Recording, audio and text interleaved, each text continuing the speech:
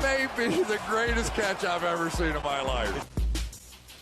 Okay, guys, we just uploaded the 3 must-buy running back video, and oh my god, y'all have so many notifications on for the videos that within like 3 minutes of that video being uploaded, it has like 150 views. I mean, just absolutely insane. It used to take us over an entire day to get that many views. Guys, thank y'all all so much who have your notifications on and have gone out there and just like and drop a comment right away. There's nothing that helps the video more than that.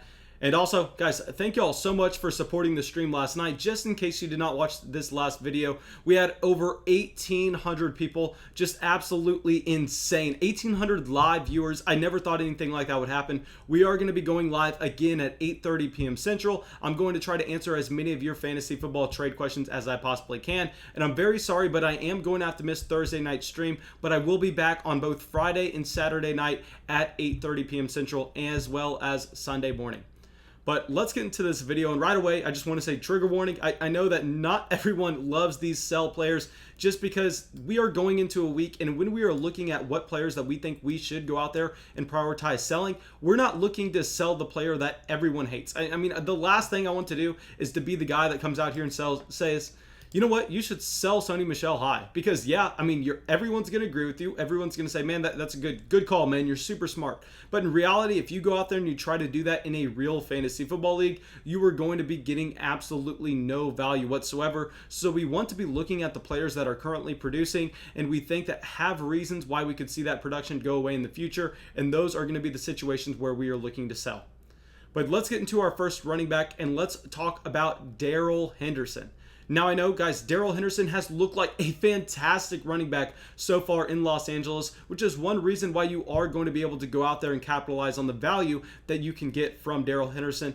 And I mean, guys, I just want to reiterate, he has been so talented. PFF actually had him graded at one point this season as the #1 running back in terms of their film grades. He has looked very good. He was highly athletic coming out of Memphis in 2019. Y'all know this was a player that the Los Angeles Rams took in the 3rd round. And if y'all play Dynasty Fantasy Football, back then, I mean, he was surging in rookie drafts, had so much hype, and I actually liked Darrel Henderson coming into 2020 until this team went out there and selected Cam Akers with their first pick in the 2020 NFL Draft in the 2nd round. I mean, just a death nail, in my opinion, for Darrel Henderson, even though Henderson came out and has looked impressive so far in 2020. And I think that he is going to continue to have a role on this offense, and he is going to be able to take carries away from Cam Akers. I think that we are going to be looking at a situation here where this is kind of a 1A, 1B type, but just running back backfield breakdown, and that is a situation that we are going to want to try to avoid.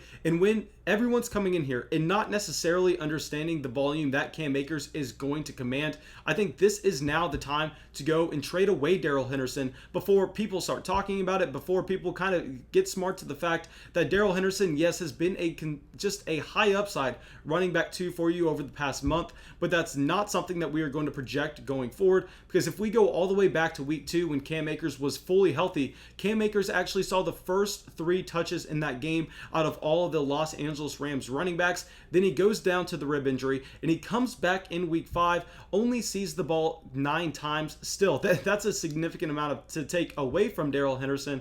And on top of that, we actually have quotes from Sean McVay after the game saying he can't wait to get Cam Akers more involved into this offense. This is a running back that profiles to be a 3-down guy, has a great athletic profile, can catch the ball. So with Darrel Henderson, I expect him to be scaled back in terms of his overall volume. And what's really gross about this is if you throw in the fact that Malcolm Brown could vulture some touchdowns here or there, I mean, this kind of turns into a situation that we are looking at in Baltimore at the current moment, where they have J.K. Dobbins, Mark Ingram, and Gus Edwards, and you can't start any of them. I am very worried about that happening in Los Angeles with the emergence of Cam Akers.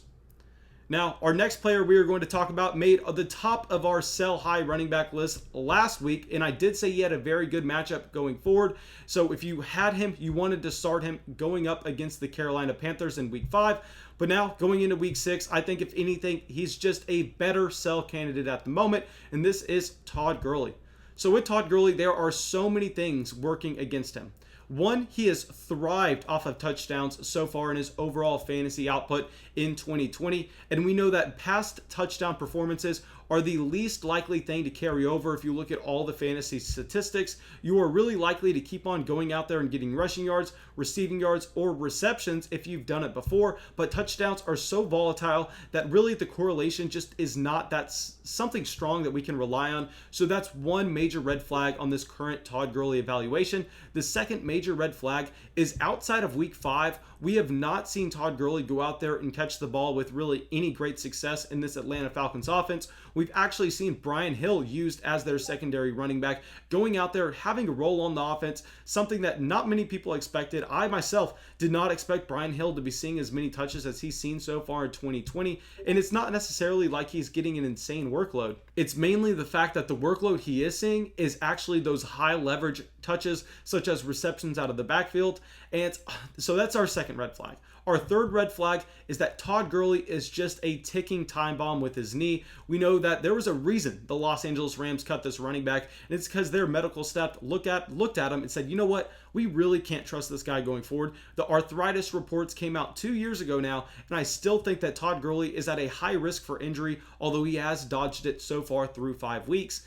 And now the last red flag, the fourth red flag that we have on his profile, is that he is currently playing on an Atlanta Falcons team that has yet to record a win in 2020. And we understand when a team goes out there and is just winless, what they are actually going to try to do is, instead of feeding the same players over and over and over again for a lost season, they are going to want to try to evaluate the talent on their roster. We saw this with Miami last year, who just threw in so many guys at the running back position just to kind of see what they had. I think that that's not necessarily something we can 100% expect from this Atlanta Falcons team, but if they go out there and they lose another 2 or 3 games and they're starting 0-7, 0-8, I mean, how much allegiance do they have to just continue to run the ball with Todd Gurley? I think they'll probably want to see what Ito Smith has. I think they'll probably want to see what Brian Hill has, because Gurley is only going to be a 1-year rental in Atlanta.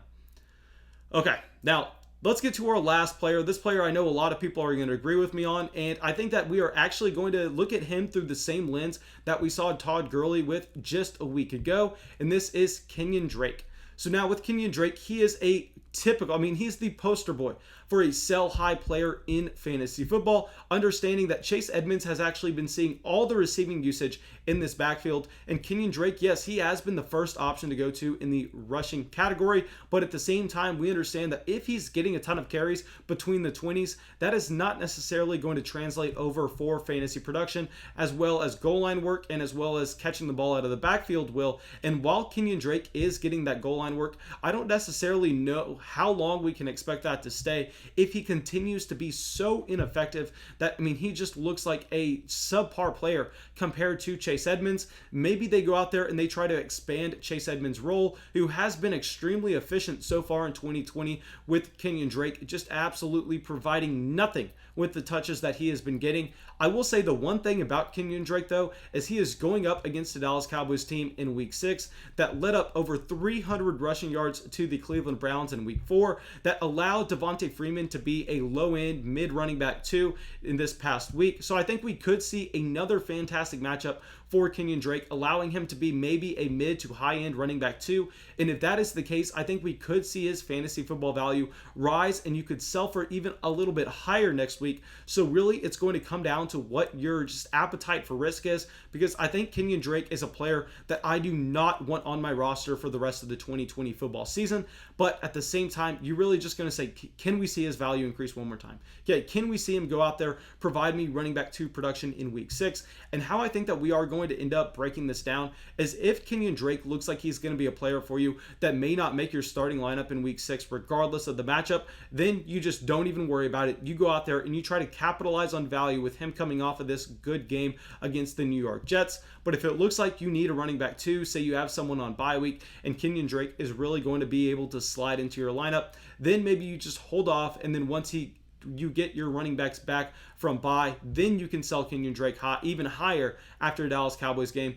And the last thing I will say is, I've been getting so many questions about Le'Veon Bell. What's going to go on with Le'Veon Bell? What's going to go on with Le'Veon Bell if anything, I think one of the only like 3 options that makes sense for him going to an NFL roster would actually be the Arizona Cardinals if they just truly don't believe in Kenyan Drake going forward, looking at how ineffective he has been so far, and maybe they just don't believe in giving a full-time role to Chase Edmonds. So that is the one scenario I think we could even see Kenyan Drake's value just completely plummet.